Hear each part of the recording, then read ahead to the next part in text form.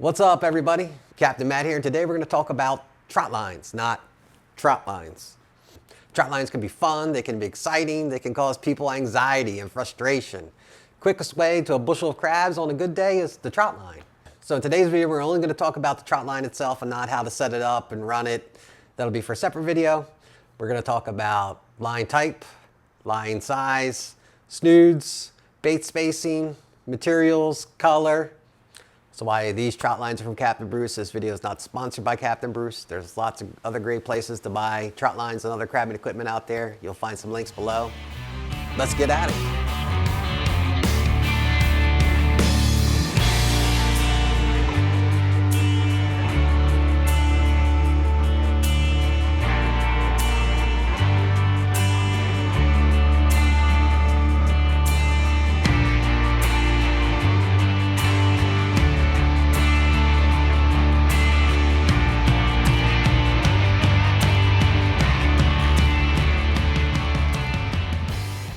So last but not least are trot lines. They can be quite intimidating, especially if you're starting out. Just take some practice, a little knowledge, and some patience, and you will get it. Maybe 4 or 5 trips in, it'll be no problem. A trot line is just a piece of rope that lays across the floor of wherever you're crabbing. I think they can even be used for fishing. Laid out, stretched out with anchors and buoys, and you hook up on one end and you run the trot line down and you pick up everything that's hanging off all the baits that you've tied off onto the trot line. So we'll start with the main line. The main line is just the piece of rope where all your baits are attached. First thing is size. So you will find some different sizes. Sometimes referred to as a number 4, 5, 6, 8. I think that's metric system. Sometimes they'll use the standard, 3/8 inch, 1/4 inch, 3/16. In general, size matters for storage. I'm looking at my basket here. Obviously, the smaller diameter of your trot line, the more you can fit into a basket. If you're limited in space in your boat or kayak or whatever you're using your trot line from, I've actually seen people use these just walking offshore. If you're running 1,200 feet with a smaller line, it'll easily fit into a bushel basket, clams, chicken, whatever. When I first started out, I ran more of the 1/4 inch, which is thicker, with clams attached and clam bags. I believe I could not fit all 1,200 feet of line into my bushel basket. I think I had 2 lines split 600 feet each, and I split them up and had 2 baskets. So right there, that's double the space. One of the downsides of thinner line is just in general, it is more likely to get knots.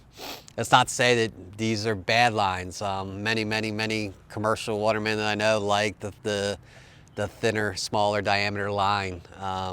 If you're running 2,000, 3,000, 4,000 feet, maybe you can fit that into a trash can. If you're recreational folks, you easily fit your maximum 1,200 feet into your basket with clams or chicken. So those are pros and cons of the smaller. If you use some sort of a winder, just make sure your winder is compatible. The way the wheels works, they have different angles in the wheels, and make sure it fits with the different size lines. Then we get into material. So preferably you'd want a solid piece of rope that sinks right out the gate. So if you cut a section off, throw it in the water, it should just sink. Not saying that if it has slight buoyancy that it's not going to work at all. Just in optimal conditions, you want it to sink. So I think most of the line that you'll see used is nylon. There's different softness. Softness, is that a word? Some are very soft, some are very hard. You'll hear terms called soft lay, medium lay. It's 2 things. It's the softness, hardness of the rope, and then the way it wants to coil. So my personal experience is mostly with this. I think it's 1/4 inch 3-strand. It does take up a lot of space.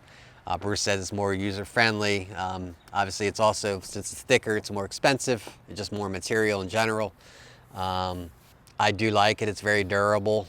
The thicker you go with the rope, the less it stretches, which isn't a huge factor. It does get rid of snags pretty easily. When you're deploying your line, some people have it down pat. And like I said earlier, what it comes down to is your preference, what you learn on, what you like, certain characteristics of each different solution. There is no right or wrong. There is no best. If there was a best, then everyone would use the same thing. I'm just going over the different options that are out there. This is what I use. It can snag occasionally. Typically it'll snag around the snood in the bags. I'll get to that in a second. But usually if I just let it go out and I see the knot, I just give it a couple slaps in the tug, and that it comes apart. I have not used much of this thinner line. From experience and what I've been told and just doing a little research, it's just a little more likely to knot. Now you'll also read that some guys can go like 10 knots deploying their line with a thin line and they have no problems.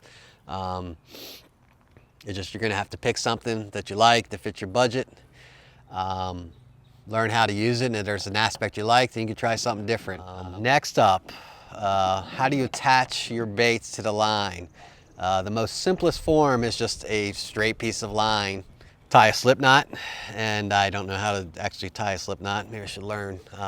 My first trip out, before I actually got into crabbing for myself, I didn't get to see it baited up, but the guy named was Roger, and he used this technique, and it was just slip knots with a piece of chicken neck through the slip knot, pull it tight, and deploy it. The neat thing, I think the best thing about this method is when you're ending your day and you need to debait your line. The way the slip knot works, it doesn't really form a knot. It's just whatever sits in the center holds it tight. So if you apply enough pressure and the chicken necks are weak enough where you apply enough pressure, you actually snap through the bone in the chicken neck and everything pops off and you have a nice clean line at the end. You leave the one anchor on the one side and you just pull tight. All the baits snap off, or most of the baits will snap off, and then you're done. So the second type of way to attach your baits to your line is the snood, and this is pretty popular. Most people use snoods now. Simply a piece of, they call it shock cord or bungee cord, attached to the main line, usually via another slip knot, maybe a hog ring. There's a piece of fuel hose here, or any sort of smaller diameter hose. With 2 knots, and it keeps it from pulling all the way through, the knots do. And this rubber hose applies some tension on top of the shock cord, bungee cord. So when it gets to, say, a chicken neck, it gets very tight. My fingers would probably start turning purple, but it gets nice and tight and holds the bait in there. It doesn't mean it's foolproof. You know, turtles, early season turtles seem to just be able to pull these chicken necks out no matter how tight you pull them. You know, another drawback is if your necks aren't totally thawed and you're putting a frozen neck in and you pull it tight, and by the time it thaws, it kind of gets loose and it'll fall out. Even clam bags, you put a clam bag through here, pull it tight. With clam bags, I might lose 2 to 3 out of on 2,400 feet of line a trip. Most of the time they might fall out when they're coming through the boat, and I'll find it. But these come in different diameters as well. So I don't have much personal experience using the thinner shock cord and the thinner snoods. So I asked Bruce what he thought, and I did some research on the forums and asked around. Obviously the thinner ones are cheaper. It's less material, it takes less room up in your basket. If you're using a puller, the thinner ones obviously are more flexible than the thicker ones, and you'll get more stretch. So when it comes in on a winder, it has a tendency to stretch more and slingshot around and creates a mess and creates knots, and it's not what you want. So typically, he states that if you're using a winder, you would prefer to have the thicker shock cord. So you'll see various lengths as well of snoods. I think I think the most common is 6 to 8 inches. This looks like a 2 to 3 inch snood. I asked Bruce again. I haven't had much experience using various lengths and the pros and cons to each. He said the shorter the better usually because it's less likely to knot. This is probably where I see most of my knots in my experiences. Is I use maybe a 4 to 6 inch, and it just adds when it's all bundled down in your basket. It's another chance to knot, and it wraps around itself, especially once you add the clam bags, and the main line will wrap itself around and it tries to come out and it creates a knot. One of the purposes, besides making it easier to bait, taking baits on and off, is to minimize bounces and vibration, right? So the trick with Trotline is to not spook the crabs. The crabs get spooked, they see shadows. If they're sitting there eating their bait, and you imagine this line, it's getting pulled up, you know, your boat's bouncing around with the waves, it's bouncing around. This line's gonna have some tension on it as it comes over your prop stick, and we'll talk about prop sticks in a bit.